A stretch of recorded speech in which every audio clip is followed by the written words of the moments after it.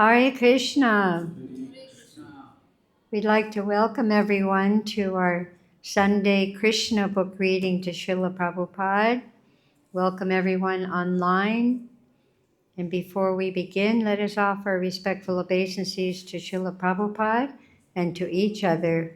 Nama Om Vishnuvadaya Krishna Prasthaya Bhutale Srimati Bhakti-vedanta Swaminiti Namane Namaste Saraswati Deve Gauravani Pacharane Nirvisesha Sunyavadi Paskachari Shatarane. And to each other, Vanchakalpaturvyascha Kripa Sindhu Bhyevacha Patitanam Pavanebhyo Vaishnavebhyo Namo Namaha. So let's everyone turn to chapter 59, the deliverance of the demon Bhaumasura. The story of Bhaumasura, how he kidnapped and made captive 16,000 princesses by collecting them from the palaces of various kings, and how he was killed by Krishna, the Supreme Lord of wonderful character, is all described by Shukadeva Goswami to King Parikshit in Srimad Bhagavatam. Generally, the demons are always against the demigods. This demon, Bhaumasura, having become very powerful, took by force the umbrella from the throne of the demigod Varuna.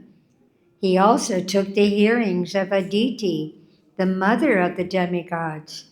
He conquered the portion of heavenly Mount Meru known as Mani Parvata and occupied it. The king of the heavenly planets, Indra, therefore came to Dwarka to complain about Bhaumasura before Lord Krishna. Hearing this complaint by Indra, the king of heaven, Lord Krishna, accompanied by his wife Satyabhama, immediately started for the abode of Bhaumasura. The two of them rode on the back of Garuda, who flew them to Pragyatisapura, Bhaumasura's capital city. To enter the city of Pragyatisapura was not a very easy task because it was very well fortified. First of all, there were 4 strongholds guarding the 4 directions of the city, which was well protected on all sides by formidable military strength. The next boundary was a water canal all around the city, and in addition, the whole city was surrounded by electric wires. The next fortification was of anila, a gaseous substance. After this, there was a network of barbed wire constructed by a demon of the name Mura. The city appeared well protected, even in terms of today's scientific advancements. When Krishna arrived, he broke all the strongholds to pieces by the strokes of his club and scattered the military strength here and there by the constant onslaught of his arrows. With his celebrated Sudarshan Chakra, he counteracted the electrified boundary, annihilated the canals of water and the gaseous boundary, and cut to pieces the electrified network fabricated by the demon Mura. By the vibration of his counsel, he broke the hearts of the great fighters and also broke the fighting machines that were there. Similarly, he broke the walls around the city with his invisible club.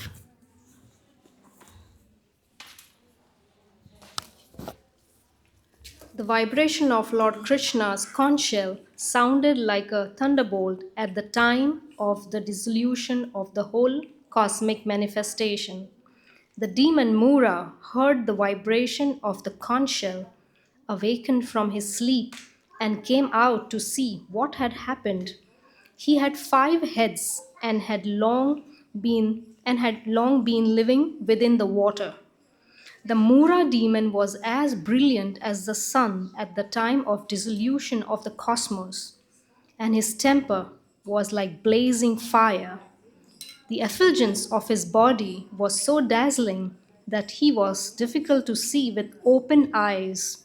When he came out, he first took out his trident and rushed the Supreme Personality of Godhead. The demon Mura, in his onslaught, was like a big snake attacking Garuda. His angry mood was very severe, and he appeared ready to devour the three worlds. First of all, he attacked the carrier of Krishna, Garuda, by whirling and then throwing his trident, and through his five mouths he vibrated sounds like the roaring of a lion. These roaring vibrations spread all over the atmosphere until they extended all over the world and into outer space, up and down and out to the 10 directions, rumbling throughout the entire universe. You turn the volume up a little bit, Jaggi, just a little.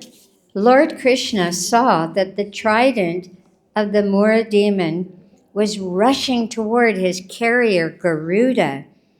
Immediately, by a trick of his hand, he took 2 arrows and threw them toward the trident, cutting it to pieces.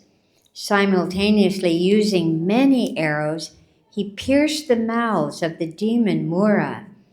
When the Mura demon saw himself outmaneuvered by the Supreme Personality of Godhead, he immediately began to strike the Lord in great anger with his club. But Lord Krishna, with his own club, broke the club of Mura to pieces before it could reach him. The demon, bereft of his weapon, decided to attack Krishna with his strong arms, but Krishna, with the aid of his Sudarshan chakra, immediately separated the demon's 5 heads from his body. The demon then fell into the water just as the peak of a mountain falls into the ocean after being struck by the thunderbolt of Indra. The demon Mura had 7 sons named Tamra, Antariksha, Shramana, Vibhavasu, Vasu, Nabhaswan, and Aruna. All of them became puffed up and vengeful because of the death of their father. And to retaliate, they prepared in great anger to fight with Krishna. They equipped themselves with the necessary weapons and situated Pitha among demons to act as commander in the battle. By the order of Bhaumasura, all of them combined attacked Krishna. When they came before Lord Krishna, they began to shower him with many kinds of weapons like swords, clubs, lances, arrows, and tridents. But they did not know that the strength of the Supreme Personality of Godhead is unlimited and invincible. Krishna, with his arrows, cut all the weapons of the men of Bhaumasura into pieces like grains. Krishna then threw his weapons, and Bhaumasura's commander in chief, Pitha, along with his assistants, fell down, their military dress cut off, and their heads, legs, arms, and thighs severed.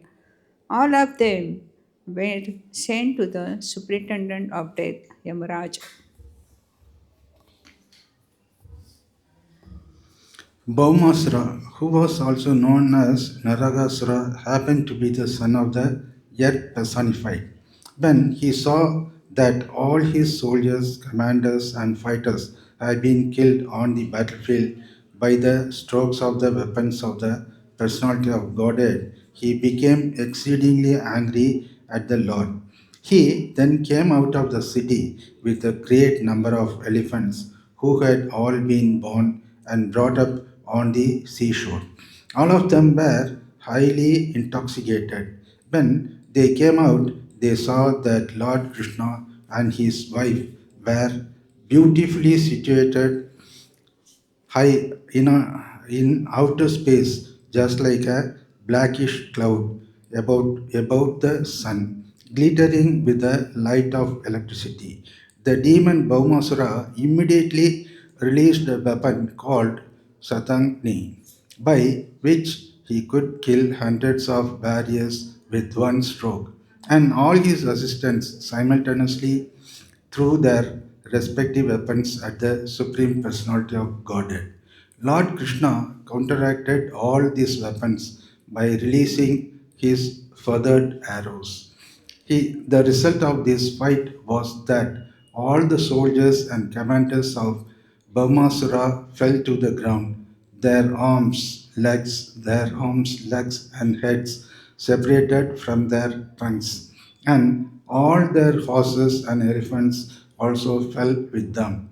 In this way, all the weapons released by Bhaumasura were cut to pieces by the Lord's arrow.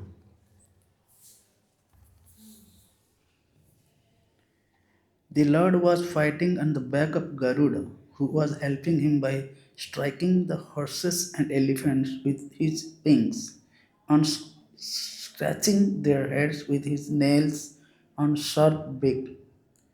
The elephants, feeling much pain from Garuda's attack on them, all dispersed from the battlefield. Bhamasura alone remained on the battlefield, and he engaged himself in fighting with Krishna. He saw that Krishna's carrier, Garuda, had caused great disturbance to his soldiers and elephants, and in great anger he struck Garuda with all his strength, which defied the strength of thunderbolt. Fortunately, Garuda was not an ordinary bird, and he felt the strokes given by Bhamasura, just as a great elephant feels the impact of a garland of flowers. Bhaumasura thus came to see that none of his tricks would act upon Krishna, but he became aware that all his attempts to kill Krishna would be frustrated. Yet he tried for the last time. Taking a trident in his hand, he strike him. Krishna was so dexterous that before Bhaumasura could throw his trident, his head was cut off by the sharp Sudarshan chakra. His head, illuminated by earrings and a helmet, fell down on the battlefield.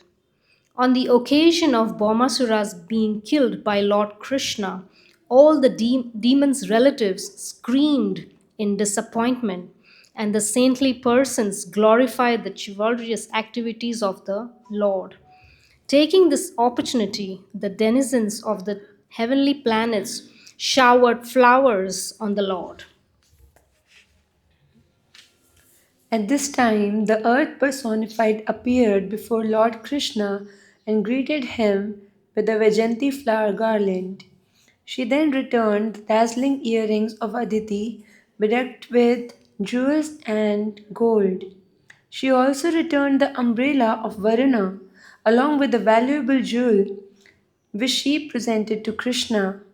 After this, the earth personified offered her prayers to Krishna, the Supreme Personality and Master of the world. He is always worshipped by exalted demigods. She fell down in obeisances and in great devotional ecstasy began to speak. Let me offer my respectful obeisances unto the Lord, who is always present with four symbols, namely his conch shell, disc, lotus, and club, and who is the Lord of all demigods. Please accept my respectful obeisances unto you. My dear Lord, you are the Supersoul, and in order to satisfy the aspirations of your devotees, you descend to the earth in your various transcendental incarnations, which are just appropriate to the devotee's worshipable desire. Kindly accept my respectful obeisances. My dear Lord, the lotus flower grows out of your navel, and you are always decorated with a garland of lotus flowers. Your eyes are always spread like the petals of the lotus flower, and therefore they are all pleasing to the eyes of others.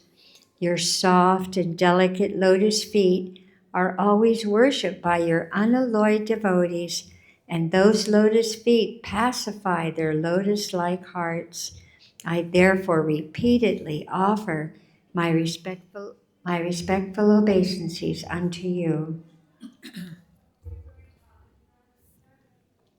You possess all beauty, strength, fame, property, knowledge, and renunciation. You are the shelter of all six opulences. Although you are all pervading, you have appeared as the son of Vasudev. Please, therefore, accept my humble obeisances. You are the original Supreme Personality of Godhead and the supreme cause of all causes. Only your Lordship is the reservoir of all knowledge. Let me offer my respectful obeisances unto you. Personally, you are unborn, still, you are the father of the whole cosmic manifestation. You are the reservoir and shelter of all kinds of energies. The manifested appearance of this world is caused by you, and you are both the cause and effect of this cosmic manifestation. Please, therefore, accept my respectful obeisances. My dear Lord, as for the three gods, Brahma, Vishnu, and Shiva, they are not independent of you. When there is a necessity of creating this cosmic manifestation, you create your passionate appearance of Brahma, and when you want to maintain the cosmic manifestation, you expand yourself as Lord Vishnu, the reservoir of all goodness. Similarly, you appear as Lord Shiva, master of the mode of ignorance, and thus dissolve the whole creation.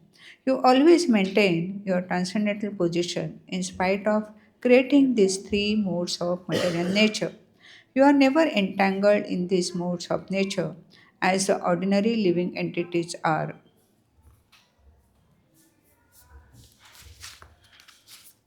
Actually, my Lord, you are the material nature, you are the Father of the universe, and you are eternal time, which has caused the combination of the elements of nature and the manifestation of the material creation. Still, you are always transcendental to all these material activities. My dear Lord, O Supreme Personality of Godhead, I know that earth, water, fire, air, sky, the five sense objects, mind, the senses and their deities, egotism, and the total material energy, all things animate and inanimate in this phenomenal world, rest upon you.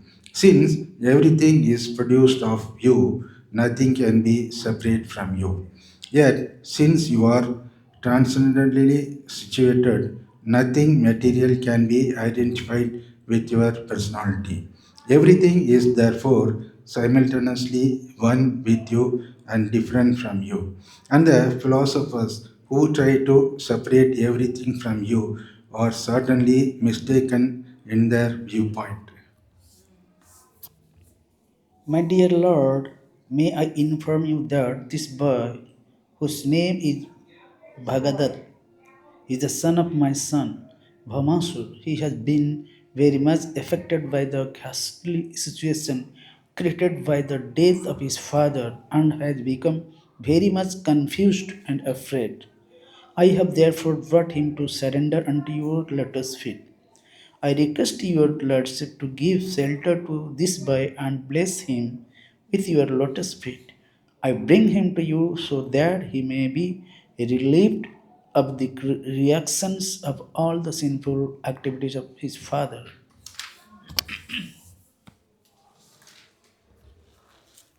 When Lord Krishna heard the prayers of Mother Earth, he immediately assured her of immunity from all fearful situation. He said to Bhagadatta, "Don't be afraid." Then he entered the palace of Bhaumasura, which was equipped with all kinds of opulences. In the palace of Bhaumasura, Lord Krishna saw 16,000 young princes who had been kidnapped and held captive there. When the princesses saw the Supreme Personality of Godhead Krishna enter the palace, they immediately became captivated by the beauty of the Lord and prayed for his causeless mercy. Within their minds, they decided to accept Lord Krishna as their husband without hesitation. Each one of them prayed to Providence that Krishna might become her husband. Sincerely and seriously, they offered their hearts to the lotus feet of Krishna with an unalloyed devotional attitude. As the supersoul in everyone's heart, Krishna could understand their uncontaminated desire and he agreed to accept them as his wives. Thus, he arranged for suitable garments and ornaments for them, and each of them, seated on a palanquin, was dispatched to Dwarka city. Krishna also collected unlimited wealth from the palace, a treasure of chariots, horses, jewels, and so on. He took from the palace 50 white elephants, each with 4 tusks, and all of them were dispatched to Dwarka. After this incident, Lord Krishna and Satyabhama entered Amravati, the capital city of the heavenly planets, and they immediately entered the palace of King Indra and his wife Sachi Devi, who welcomed them. Krishna then presented Indra with the earrings of Aditi. When Krishna and Satyabhama were returning from the capital city of Indra, Satyabhama remembered Krishna's promise to give her a parijat tree. Taking the opportunity of having come to the heavenly kingdom, she uprooted a parijata tree and placed it on the back of Garuda. Once Narada had taken a parijat flower and presented it to Krishna's senior wife, Sri Rukmini Devi. On account of this, Satyabhama had developed an inferiority complex. She also wanted such a flower from Krishna. Krishna could understand the competitive womanly nature of his co wives, and he had smiled. He had immediately asked Satyabhama, "Why are you asking for only one flower? I would like to give you a whole tree of parijat flowers." Actually, Krishna had purposely taken his wife Satyabhama with him so that she could collect the parijata with her own hand.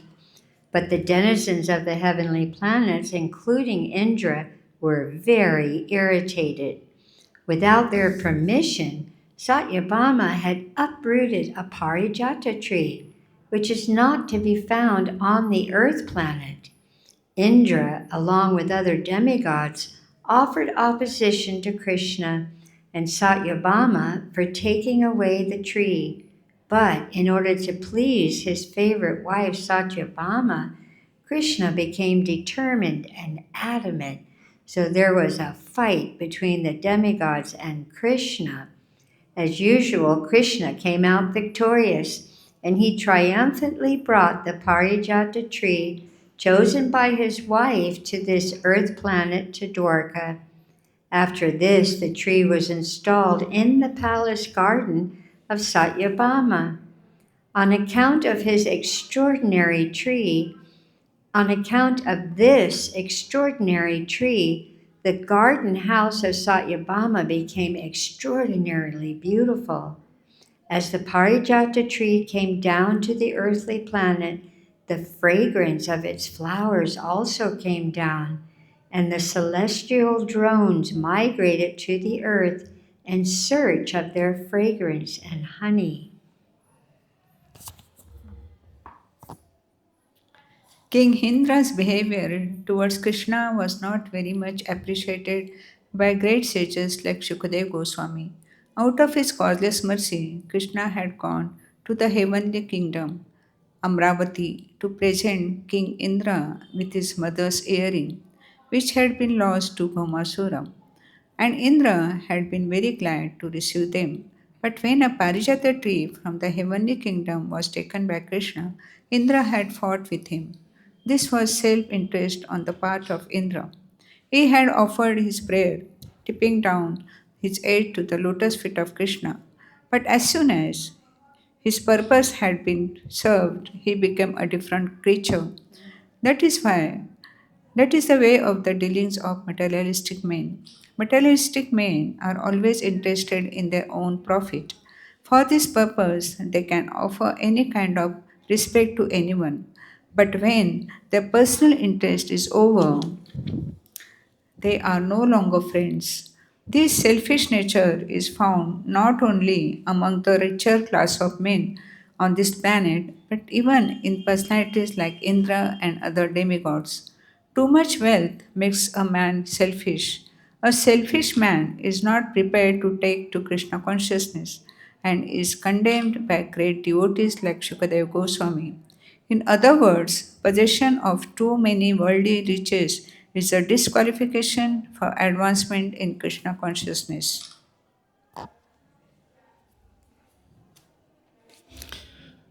After defeating Indra, Krishna arranged to marry the 16,100 girls brought from the custody of Bhaumasra.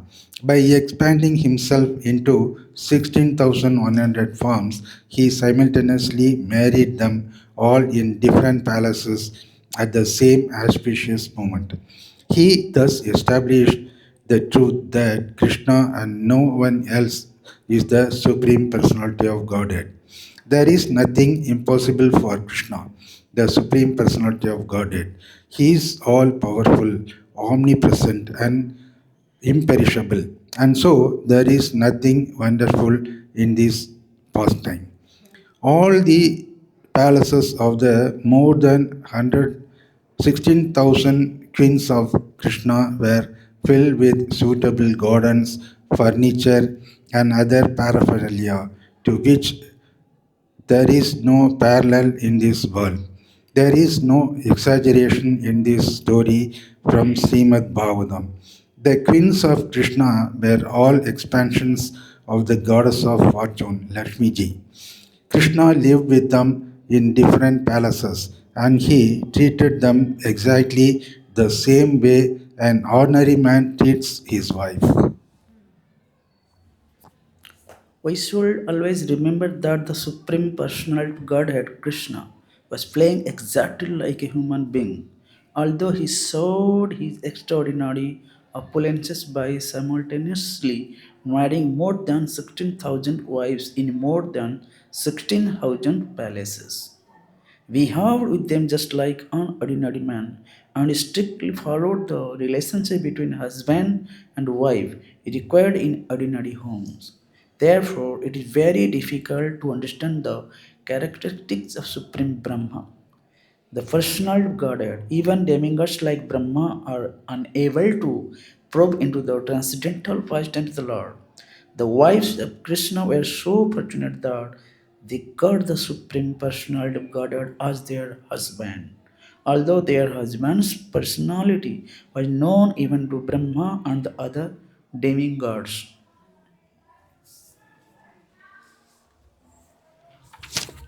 In their dealings as husband and wife, Krishna and his queens would smile, talk, joke, embrace, and so on, and their conjugal relationship ever increasingly developed. In this way, Krishna and the queens enjoyed transcendental happiness in their household life. Although each and every queen had thousands of maidservants engaged for her service, the queens were all personally attentive to serving Krishna. Each one of them used to receive Krishna personally when he entered the palace. They engaged in seating him on a nice couch, worshipping him with all kinds of paraphernalia, washing his lotus feet with Ganges water, offering him betel nuts and massaging his legs. In this way, they gave him relief from the fatigue he felt after being away from home. They fanned him nicely, offered him fragrant essential floral oil, decorated him with flower garlands, dressed his hair, asked him to lie down to take rest, bathed him personally, and fed him palatable dishes. Each queen did all these things herself, and did not wait for the maidservants. In other words, Krishna and his different queens displayed on this earth an ideal household life. Thus ends the Bhaktivedanta purport of the 59th chapter of Krishna, the deliverance of the demon Bhaumasura. Haribo! Chapter 60 Talks between Krishna and Rukmini. Once upon a time, Lord Krishna, the Supreme Personality of Godhead, the bestower of all knowledge upon all living entities, from Brahma to the insignificant ant, was sitting in the bedroom of Rukmini, who was engaged in the service of Lord along with her assistant maidservants. Krishna was sitting on the bedstead of Rukmini, and the maidservants were fanning him with chamaras, yak-tail fly whisks. Lord Krishna's dealing with Rukmini as a perfect husband are a perfect manifestation of the supreme perfection of the personality of Godhead. There are many philosophers who propound a concept of the absolute truth in which God cannot do this or that. They deny the incarnation of God or the supreme absolute truth in human form. But actually, the fact is different. God cannot be subject to our imperfect sensual activities. He is the all powerful, omnipresent personality of Godhead, and by his supreme will, he cannot only create, maintain, and annihilate the whole cosmic manifestation, but also descend as an ordinary human being to execute the highest mission. As stated in Bhagavad-Gita, whenever there are discrepancies in the discharge of human occupational duties, he descends.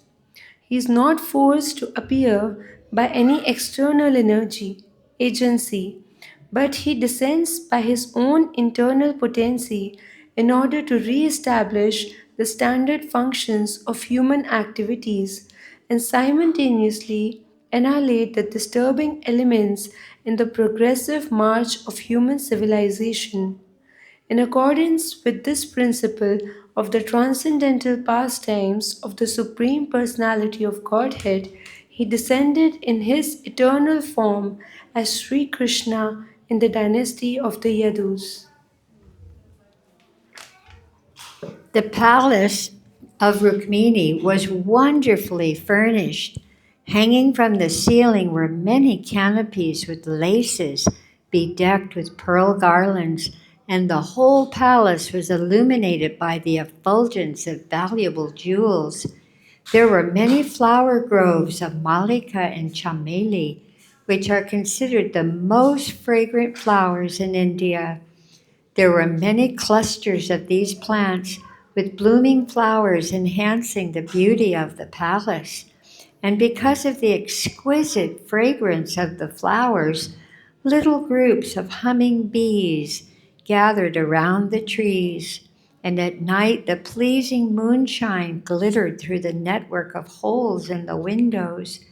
There were many heavenly flowered trees of parijata, and the mild wind stirred the fragrance of the flowers all around. Incense burned within the walls of the palace, and the fragrant smoke leaked out of the window shutters. Within the room were mattresses covered with white bed sheets. The bedding was as soft and white as milk foam.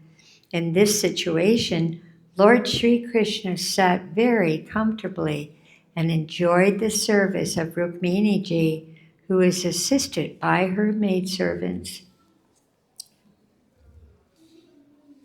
Rukmani was very eager to get the opportunity to serve her husband, the Supreme Personality of Godhead.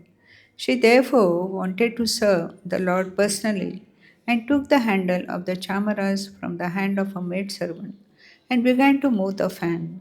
The handle of the chamara was made of gold and bedecked with valuable jewels, and it became more beautiful when taken by Rukmini because all of her fingers were beautifully set with jewel rings. Her legs were decorated with jeweled ankle bells, which rang very softly between the pleats of a sari. Rukmini's raised breasts were smeared with kumkuma and saffron. Thus, her beauty was enhanced by the reflection of the reddish color emanating from her covered breast. Her high hips were decorated with a jeweled lace girdle, and a locket of great effulgence hung on her neck. Above all, because she was engaged in the service of Lord Krishna. Although at that time she was old enough to have grown up sons, her beautiful body was beyond compare in the three worlds. When we take account of her beautiful face, it appears that the curling hair on her head, the beautiful earrings on her ears, her smiling mouth, and her necklace of gold all combined to shower rains of nectar. And thus, it was definitely proved that Rukmini was none other than the original goddess of fortune, who is always engaged in the service of the lotus feet of Narayan. The pastimes of Krishna and Rukmini in Dwaraka are accepted by great authorities as manifestations of those of Narayana and Lakshmi, which are of an exalted opulence. The pastimes of Radha and Krishna in Vrindavana are simple and rural, distinguished from the polished urban characteristics of those of Dwaraka. The characteristics of Rukmini were unusually bright, and Krishna was very much satisfied with her behavior.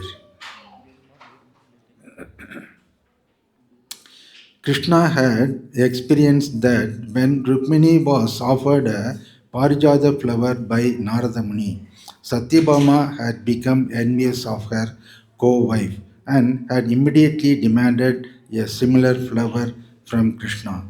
In fact, she could not be pacified until she was promised the whole tree. And Krishna actually fulfilled his promise. He brought the tree down to the earth planet from the heavenly kingdom. After this episode, Krishna expected that because Satyabhama had been rewarded with a full tree of Parijata, Rukmini would also demand something. Rukmini did not mention anything of the incident.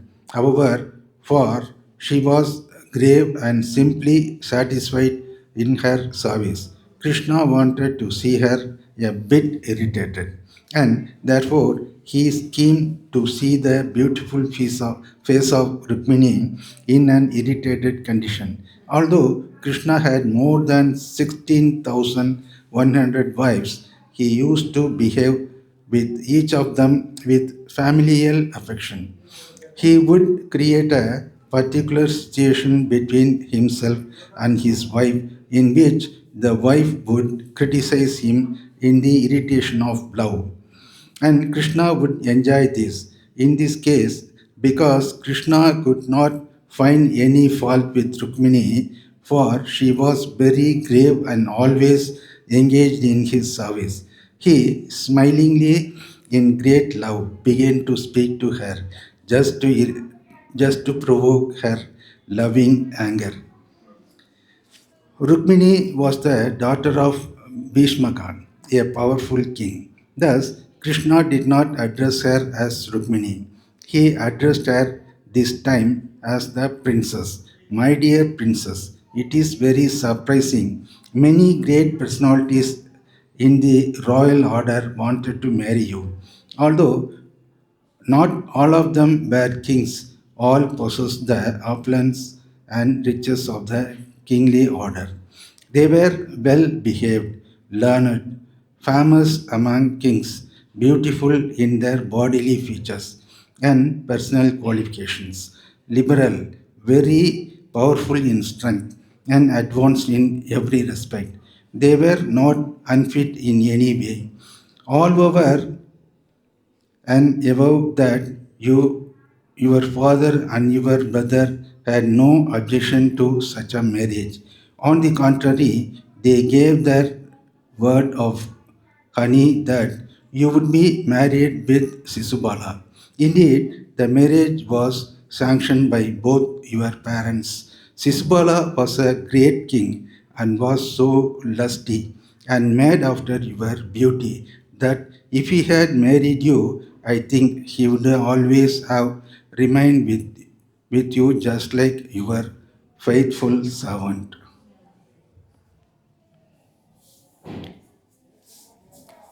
In comparison to Sisupal with his personal qualities, I am nothing, and you may personally realize it. I am surprised that you rejected the marriage with Sisupal and accepted me, who am inferior in comparison to Sisupal. I think myself completely unfit to be your husband because you are so beautiful, sober, grave, and exalted. May I inquire from you the reason that induced you to accept me? Now, of course, I may address you as my beautiful wife, but still I may inform you of my actual position, that I am inferior to all those princes who wanted to marry you.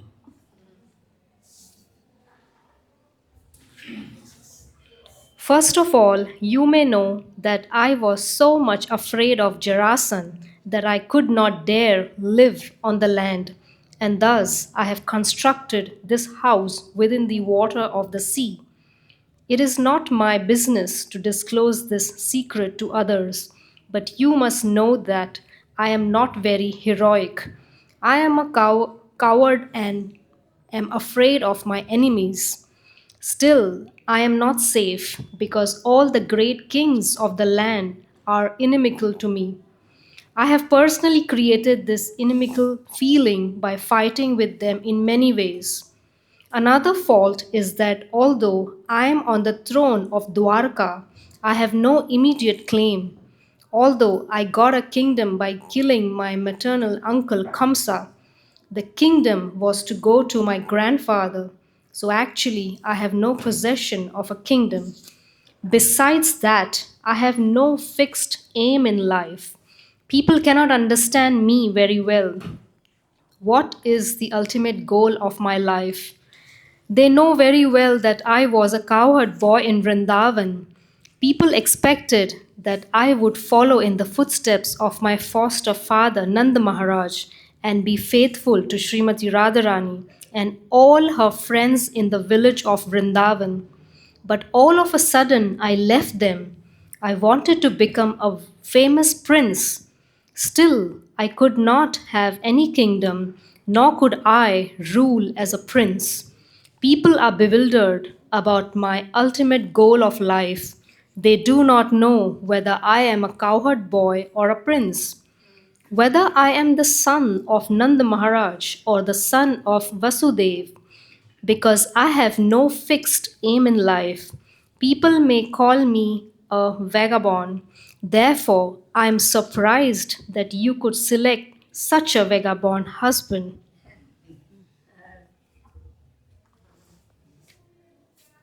Besides this, I am not very much polished, even in social etiquette. A person should be satisfied with one wife, but you see that I have married many times, and I have more than 16,000 wives. I cannot please all of them as a polished husband. My behavior with them is not very nice, and I know that you are very conscious of it. I sometimes create a situation with my wives which is not very happy because I was trained in a village in my childhood. I am not well acquainted with the etiquette of urban life. I do not know the way to please a wife with nice words and behavior. And from the practical experience, it is found that any woman who follows my way or becomes attracted to me is ultimately left to cry for the rest of her life. In Vrindavan, many gopis were attracted to me, and now I have left them, and they are living but are simply crying for me in separation.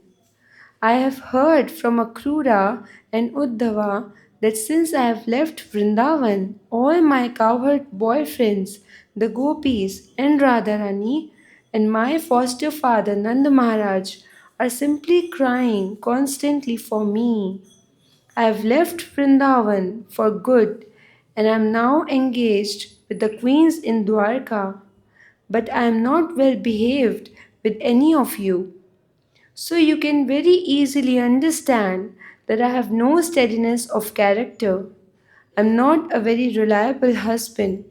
The net result of being attracted to me is to acquire a life of bereavement only. My dear beautiful princess, you may also know that I am always penniless. Just after my birth, I was carried penniless to the house of Nanda Maharaj, and I was raised just like a cowherd boy. Although my foster father possessed many hundreds of thousands of cows, I was not the proprietor of even one of them. I was simply entrusted with taking care of them and tending them, but I was not the proprietor. Here also, I am not the proprietor of anything, but I'm always penniless. There is no cause to lament for such a penniless condition. I possessed nothing in the past, so why should I lament that I do not possess anything at present? You may note also that my devotees are not very opulent. They also are very poor in worldly goods. Persons who are very rich, possessing worldly wealth, are not interested in devotion to me or Krishna consciousness. On the contrary, when a person becomes penniless, whether by force or by circumstances, he may become interested in me if he gets the proper opportunity. Persons who are proud of their riches, even if they are offered association with my devotees, do not take advantage of consciousness of me. In other words, the poorer class of men may have some interest in me, but rich men have no interest. I think, therefore, that your selection of me was not very intelligent. You appear very intelligent, trained by your father and brother, but ultimately you have made a great mistake in selecting your life's companion. But there is no harm. The mistake can still be rectified. And it is better late than never. You are at liberty to select a suitable husband who is actually an equal to you in opulence, family tradition, wealth, beauty, education, in all respects. Whatever mistakes you may have made, may be forgotten. Now you may chalk out your own lucrative path of life. Usually, a person doesn't establish a marital relationship with a person who is either higher or lower than his position. My dear daughter of the king of Vidarbha, I think you did not consider very sagaciously before your marriage. Thus, you made a wrong selection by choosing me as your husband. You mistakenly heard about my having very exalted character, although factually I was nothing more than a beggar. Without seeing me and my actual position, simply by hearing about me, you selected me as your husband. That was not very rightly done. Therefore, since it is better late than never, I advise you to now select one of the great Kshatriya princes and accept him as your life's companion, and you may reject me.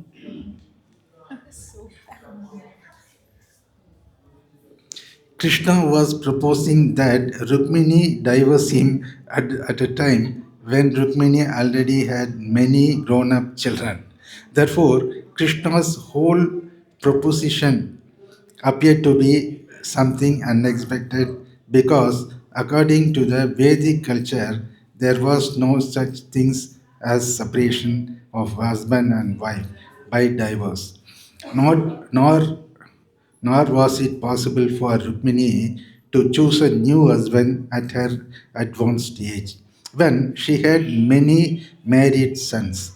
To Rukmini, every one of Krishna's proposals appeared crazy, and she was surprised that Krishna could say such things.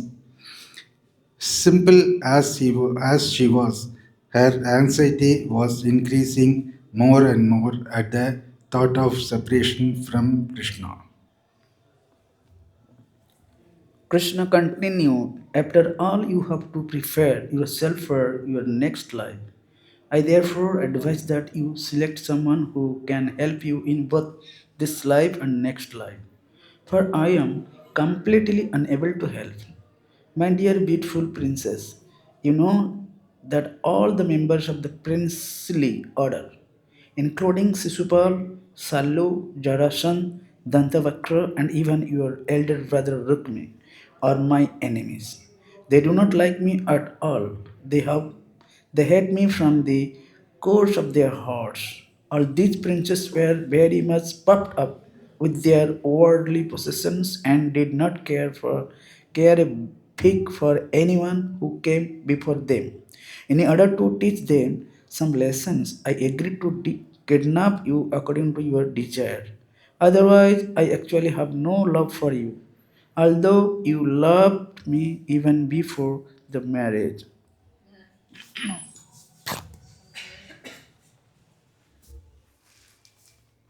As I have already explained, I am not very much interested in family life or love between husband and wife. By nature, I am not very fond of family life, wife, children, home, and opulences. As my devotees are always neglectful of all these worldly possessions, I am also like that. Actually, I am interested in self realization that gives me pleasure and not this family life. After submitting his statement, Lord Krishna suddenly stopped. The great authority Shukdev Goswami remarks that Krishna almost always passed his time with Rukmini, and Rukmini was a bit proud to be so fortunate that Krishna never left her even for a moment. Krishna, however, does not like any of his devotees to be proud. As soon as a devotee becomes so, as soon as the devotee becomes so, by some tactic he cuts down that pride. In this case also, Krishna said many things which were hard for Rukmini to hear. She could not conclude that although she was proud of a position, Krishna could be separated from her at any moment.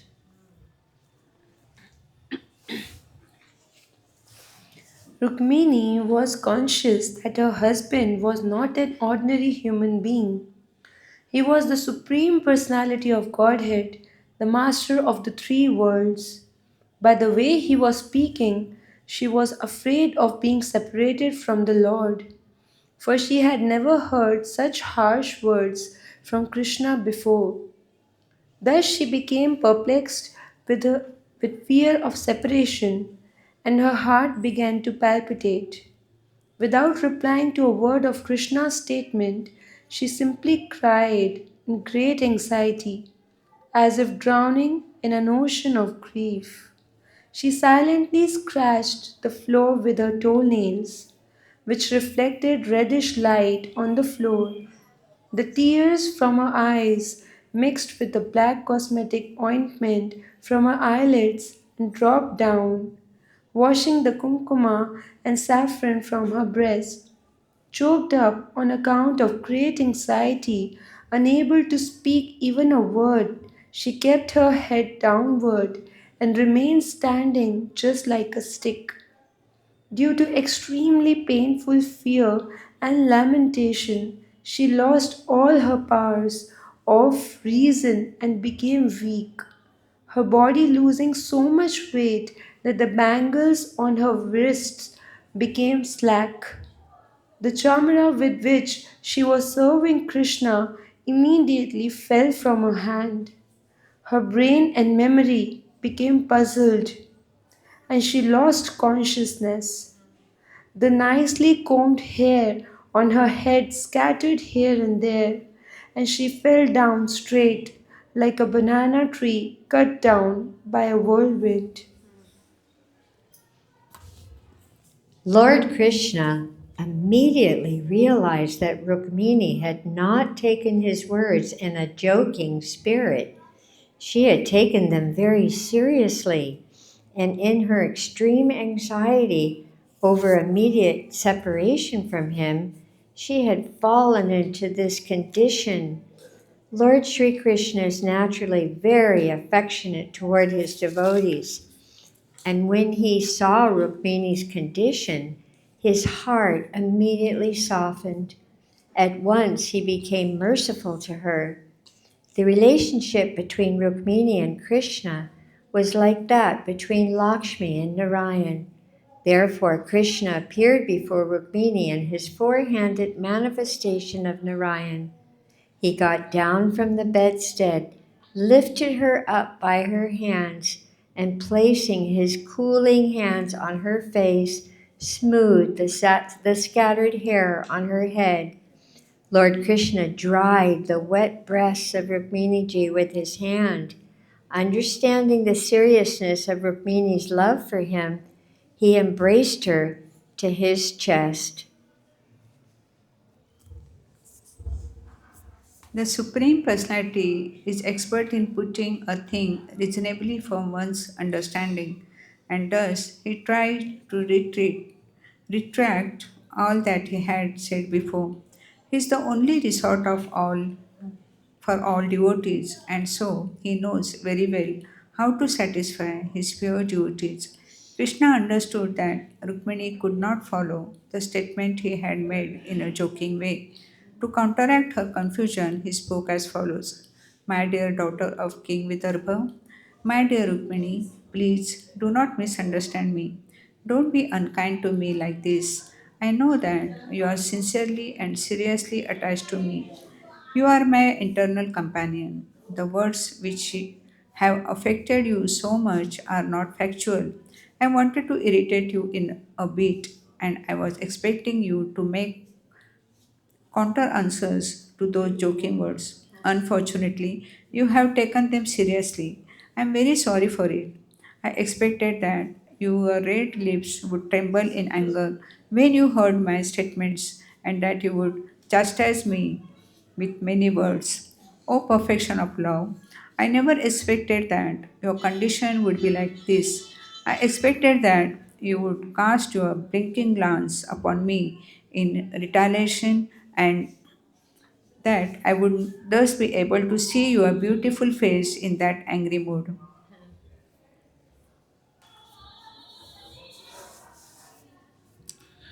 My dear beautiful wife, you know that because we are householders, we are always busy in many household affairs and long for a time when we can enjoy some joking words between us. That is our ultimate gain in household life. Actually, householders work very hard day and night, but all fatigue of the day's labor is minimized as soon as they meet husband and wife together and enjoy life in many ways. Lord Krishna wanted to exhibit himself as being like an ordinary householder who delights himself by exchanging joking words with his wife. He therefore repeatedly requested Rukmini not to take those words very seriously. In this way, when Lord Krishna pacified Rukmini by his sweet words, she could understand that what he had formerly said was not actually meant seriously but was spoken to evoke some joking pleasure between themselves. She was therefore pacified by hearing the words of Krishna. Gradually, she was freed from all fear of separation from him, and she began to look at his face very cheerfully with her natural smiling face. She said, My dear lotus eyed Lord, Your statement that we're not a pit combination is completely right. It is not possible for me to come to an equal level with you. You are the reservoir of all qualities, the unlimited supreme personal Godhead. How can I be a fit match for you? There is no possibility of comparison with you, who are the master of all greatness, the controller of the three qualities and the object of worship for great demigods like Brahma and Lord Shiva. As far as I am concerned, I am a product of the three modes of material nature, which impeded the progressive advancement of devotional service. When and where can I be a fit match for you? My dear husband, you have rightly said that you have taken shelter in the water of the seas as if you were afraid of the kings. But who are the kings of this material world? I do not think that the so-called royal families are kings of the material world. The kings of the material world are the three modes of material nature, who are actually its controller. You are situated in the core of everyone's heart, where you remain completely aloof from the touch of the three modes of material nature, and there is no doubt about it.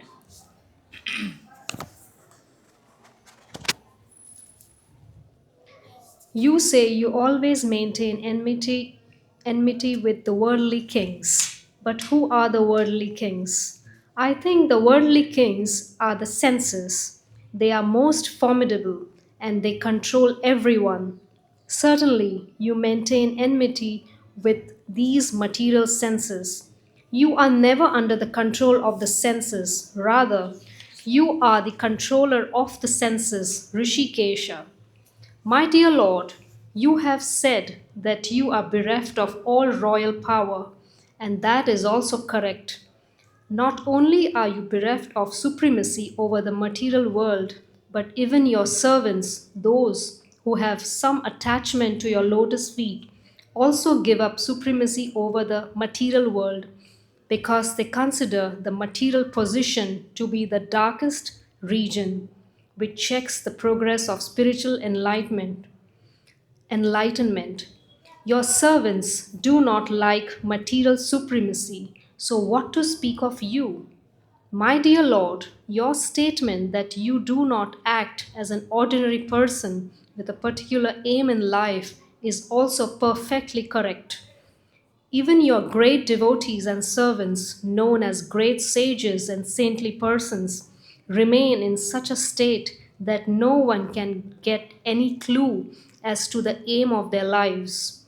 Human society considers them crazy and cynical. Their aim of life remains a mystery to the common human beings. The lowest of mankind can know neither you nor your servants. A contaminated human being cannot even imagine the pastimes of you and your devotees. O unlimited one, when the activities and endeavors of your devotees remain a mystery to the common human beings, how can your motives and endeavors be understood by them? All kinds of energies and opulences are engaged in your service, but still they rest at your shelter. You have described yourself as penniless, but this condition is not poverty. Since there is nothing in existence but you, you do not need to possess anything. You yourself are everything. Unlike others, you do not require to purchase anything extraneously. With you, all contrary things can be adjusted because you are absolute. You do not possess anything, but no one is richer than you. In the material world, no one can be rich without possessing. Since your lordship is absolute, you can adjust the contradiction of possessing nothing but at the same time being the richest. In the Vedas, it is stated that although you have no material hands and legs, you accept everything offered in devotion by the devotees. You have no material eyes and ears, but still you can see and hear everything everywhere. Although you do not possess anything, the great demigods who accept prayers and worship from others come and worship you to solicit your mercy. How can you be categorized among the poor? So, my dear devotees, that concludes our 1 hour of reading Krishna book to Srila Prabhupada. And as always, let us offer respectful obeisances to Srila Prabhupada and to each other. Namo Vishnavadaya Krishna Prastaya Bhutale Srimati Bhaktivedanta Swaminiti Namane Namaste Saraswati Deve Gauravani Pacharane Nirvasesha Sunyavadi Paskachade Shatarane. And to each other, Panchakalpadrubhyascha Kripa Sindhu Bhyevacha Patita Nam Pavanebhyo Vaishnavebhyo Namo Namaha. So we'll conclude that chapter next Sunday. Jai Krishna book, Jai Srila Prabhupada, Sri Gaura Bhaktivinoda. Haribol. Hare Krishna, Krishna Krishna, Hare Hare, Hare